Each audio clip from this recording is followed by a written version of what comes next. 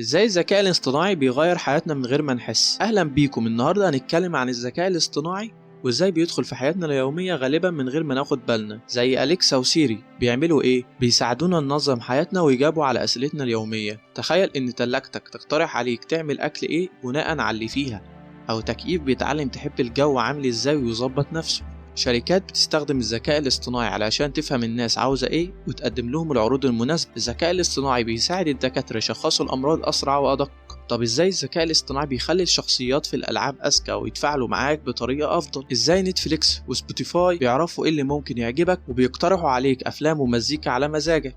زي ما شفتوا، الذكاء الاصطناعي حوالينا في كل حتة بيسهل حياتنا وبيخلينا ننجز حاجات أسرع، بس كمان لازم نبقى واخدين بالنا من مخاطر زي الخصوصية والأمان.